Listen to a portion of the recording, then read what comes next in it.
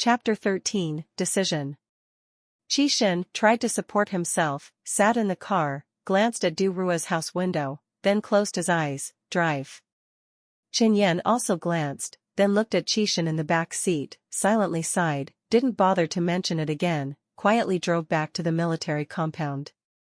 Today, Qixin just arrived in Beijing, asked Qin Yan to pick him up, then directly sent him to Du Rua's house. Now looking at this appearance, Qin Yan silently sighed. They were really happy too soon. The matter could not be solved by Qixin returning. Qixin leaned weakly on the back seat, rubbed his face, remembering Du Rua's eyes. He had never seen her eyes so complicated, nor had he seen such calm eyes. Complicated made him frightened, calm made him afraid.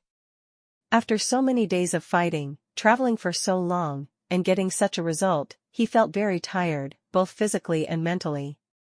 Slowly, his eyelids began to uncontrollably droop. Qixin, Qixin. Young Master Qi. Qin Yan nervously patted his face. Qixin left. Du Rua tiredly lay on the bed. The past filled her mind. Suddenly, she seemed to remember something, and in a blink of an eye, she disappeared into the room. She put her entire body in the hot spring. She had long heard that the time in one's life when one feels safest is when lying in the mother's womb surrounded by warm amniotic fluid, just like now, surrounded by hot spring. In the steam was the familiar herbal scent. Everything was quiet again. Resurrected until now, she had avoided considering the problem of this man, but, from the moment she found out she was pregnant with triplets, she understood that this avoidance was temporary, and that one day she would have to face it. For her own sake, she could selfishly make a baby without a father, but she did not have the courage to let her 3 children grow up without a father. Seeing Qixin, she became even more timid. She began to fear that one day in this life he would hate her. In her previous life, the two of them had not even broken up for a year, and that person had already gotten married. It was said that his wife was the daughter of the chief. The main theme of romance novels was never changing: soldiers and nurses, beauties worthy of heroes. He certainly wouldn't be allowed to be single, enjoying this vicious circle of benefits. Then he had to shoulder the corresponding responsibilities. Not for himself, he had to get married, had to have children. Even if for the rest of his life. It was like he hated this kind of life, carrying the responsibility on his back. Still alive. She didn't dare to imagine the consequences if one day he knew she had deprived him of his fatherhood. And this matter, before she just didn't want to think about it, now, she needed to think it through thoroughly. Therefore, she bowed her head and sighed, walked out of the hot spring, got dressed, and absent-mindedly saw the kiss he left yesterday. Baby's father is the only man she loves. Maybe it's not wrong. Du Rua believed that any kind of love had to be shared to develop. Moreover, before she saw him, she might have said that she had truly forgotten him, but now, she put her hand on her heart and smiled bitterly. Even if this feeling wasn't love, that man was definitely not someone who was not important to her. This was also good. Compared to a deep and crazy love, after 10 lifetimes, she preferred water to wear away stone. She looked at her slender and white hands, gently holding them. Returning to this life, she had to hold on to the things that she had lost, whether it was her baby, or those friends, or Qixin. She suddenly remembered Aunt Lu had vaguely mentioned in front of her, a child needs a father. No matter how powerful a single mother is, no matter how well educated a child is, not having a father will always become a knot in their hearts. So when she meets a suitable person, she must get along well. Even if it is for the child's sake. She suddenly smiled, because in the end, Aunt Lu had softly muttered, of course, if it was a biological father, it would be better. If it was a biological father, it would be better. Isn't it? She took a deep breath. The air was filled with the scent of medicinal herbs. Her mind was clear. The corners of her pale mouth curved up. Everything was lifted away from the clouds to meet the bright moon. On this side, Qixin was also not doing well. Qin Yan found him fainted in the back of the car. Everyone surrounded him and patted his face, but he was not completely awake, except for feeling that he was being taken to the hospital and suddenly heard some noisy sounds. He did not know anything else. Because the chest was shot before, although the bullet had been surgically removed and stitched up, but because he ran away and didn't rest well, and also fought with Du Rua, the wound had already split open, after Qixin was sent to the hospital. He had a fever and was unconscious. How is he now? Xiang Xing propped up her knees with both hands, panting and asking. Early in the morning, when she received the news that Qixin was hospitalized, she thought it was someone joking. His body, Xiang Xing felt that she was hospitalized and he was still outside jumping around. Until Qin Yan emphasized it again, Xiang Xing realized the seriousness, and hurriedly went to the hospital. It's better now, he just woke up in a daze. Before he had a high fever, he was unconscious. Qin Yan sat on the chair without saying a word, while Grandpa Qi sat waiting with a serious face on the chair outside the hospital room. Yao Yu had no choice but to simply tell Xiang Xing a little bit of the situation. Xiang Xing frowned, looking towards the ward. The doctors were surrounding him doing the checkups. So serious? Yeah, they said the wound was infected.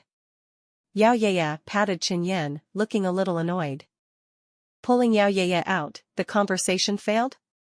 Although it was a question, it was also an affirmation. Xiang Xing was not an idiot, such an obvious matter, she wouldn't be unable to figure it out. I'm not too clear about the specific situation, Qin Yan said. He fainted in the car on the way back. Yao Yaya also didn't know why it was like this. Clearly yesterday, the three of them still felt that things would go well. Have you called Du Rua yet?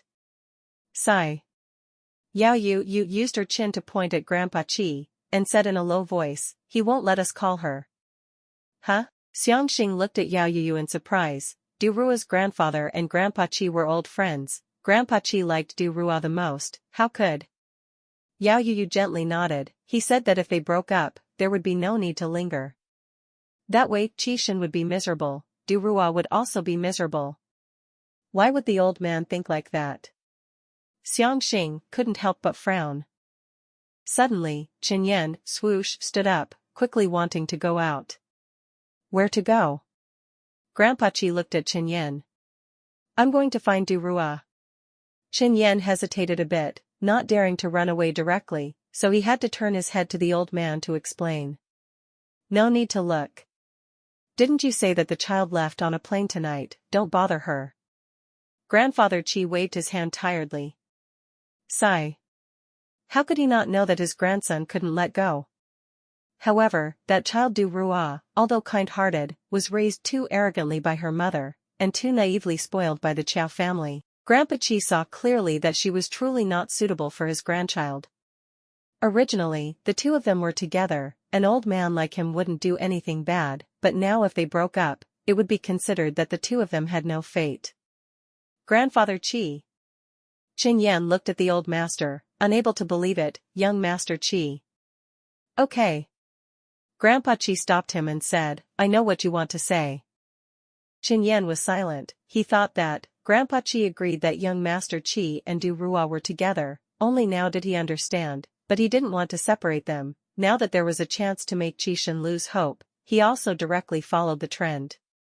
Qin Yan leaned against the wall. These people were born to enjoy superiority, so they had to pay a price that others couldn't guess, like marriage, like choosing something. But Qin Yan still felt that he and Qixin were both lucky, because they both found what they wanted within this circle. Qixin was the army, was Du Rua. For him, it was the machine, was Yao Yu, and Xiang Xing was a bit worse. Until now he still hadn't found his other half, but now, it seemed like he was too happy too soon. Sigh. Qin Yan looked towards Yao Yaya, suddenly feeling miserable for her good friend. Xiang Xing and Yao Yaya also heard what Grandpa Qi said, as people with similar circumstances. Qin Yan could think of it, they could also think of it, even since they were girls, they could think of more. Xiang Xing grew up together with Qin Yan and Qixin since she was young. It could be said that they were childhood sweethearts. In theory, her future husband would at least be one of the two of them, but these three people didn't care about that, all the way growing up calling each other brother and sister. For Xiang Xing, who was an only child, Qin Yan and Qixin were more like her second and third brothers. Therefore, she hoped that Qixin and Qin Yan would be happy, and did not hope that they would be like other friends in the future. finding someone who did not love and respect each other as if they were newlyweds and spending their entire lives together.